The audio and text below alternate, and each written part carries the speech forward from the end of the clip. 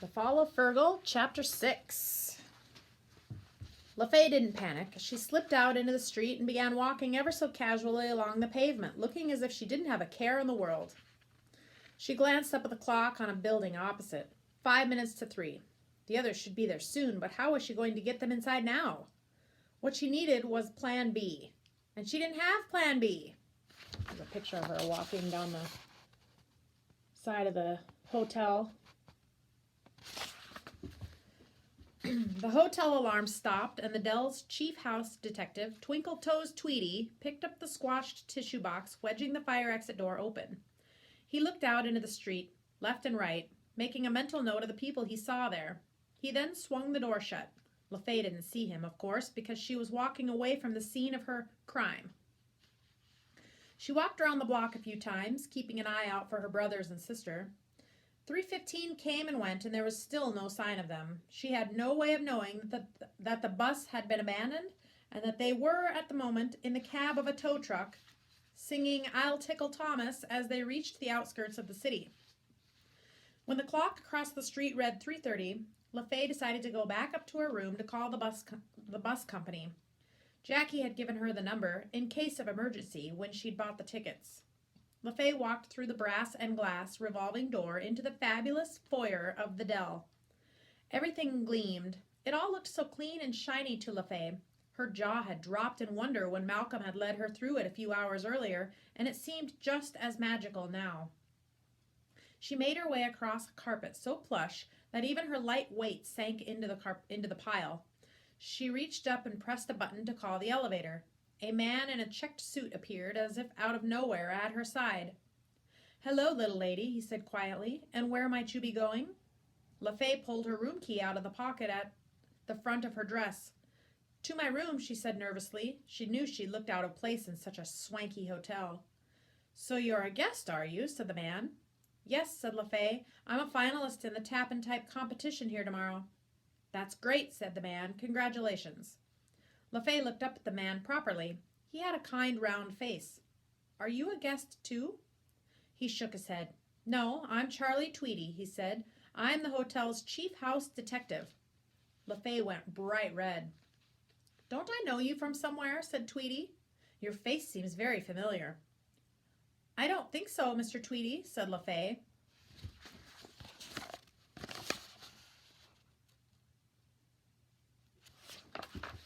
At that moment, the elevator door opened. LaFay hurried inside. Twinkle Toes stayed in the foyer. "Nice meeting you, Miss LaFay." "Miss LaFay," he said. "Good luck in the competition tomorrow." Thanks," stuttered LaFay as the elevator doors closed. Tweedy stared into her eyes, and she could imagine him reading all her innermost thoughts. She gulped. She had to smuggle Jackie Fergal and the twins not only into the hotel, but also past Mr. Tweedy. Things were getting tougher by the minute. Twinkle Toes Tweedy's office wasn't really an office at all, which makes this sentence an oxymoron, which may sound like an idiot with breathing difficulties, but actually means something that contradicts itself, such as the statement, "all light is dark." But I'm sure you know what I'm getting at. He thought of it more of a cubbyhole, but if the truth be told, what it really was a large built-in hotel linen closet with the door taken off. You could see on the doorframe where the hinges had once been.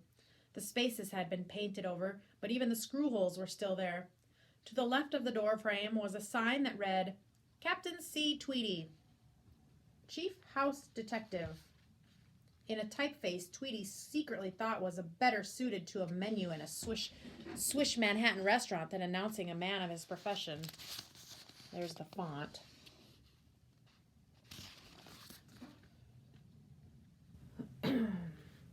The RETD in brackets meant that he was a retired captain, not a retired house detective. No, sir, he was still very much on the case when it came to odd goings-on in his hotel.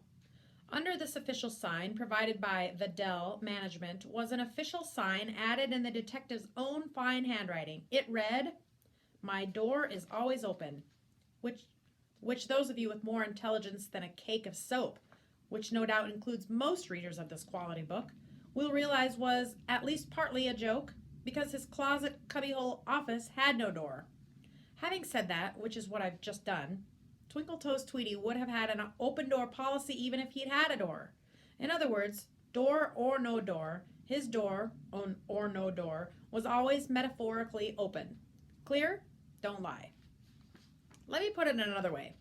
Captain Twinkle-Toes Tweety, retired, didn't believe in shutting himself away and making himself self-important, unlike a number of ex-policemen who ended up in private security jobs. Twinkle-Toes thought that the best way to keep the law and order in a big hotel like the Dell was to know all the latest gossip and rumors, and the best way to do that was to welcome anyone and everyone who felt like coming to his office for a nice chat and a cup of something hot.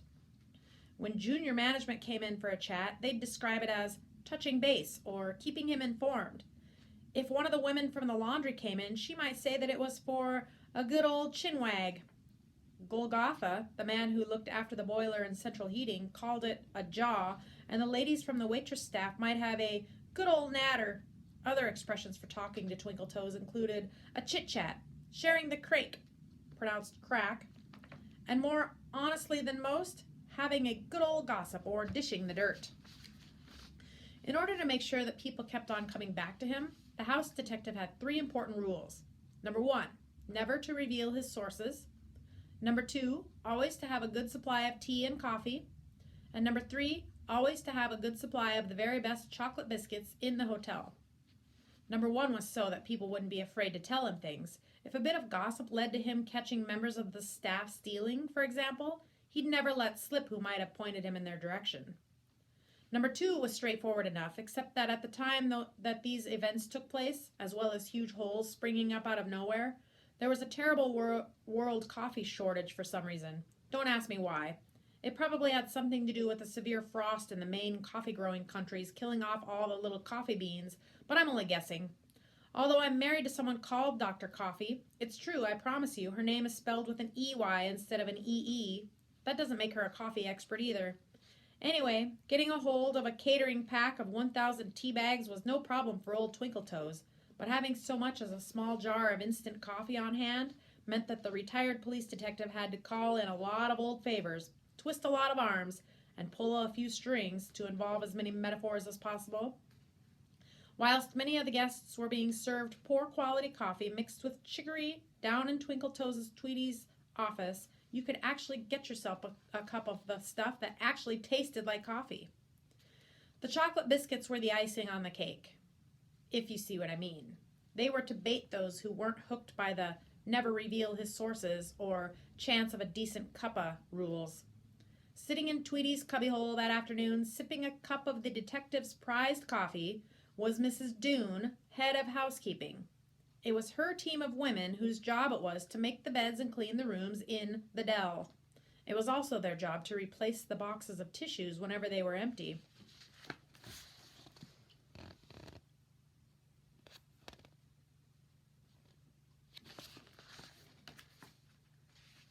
On the desk between them sat the crumpled box of tissues that LaFay McNally had used to wedge open the fire door and triggered off the alarm in doing so.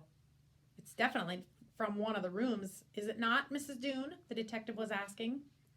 Either that or taken from the stockroom or from one of my girls' cleaning carts, Mr. T, replied Mrs. Doone.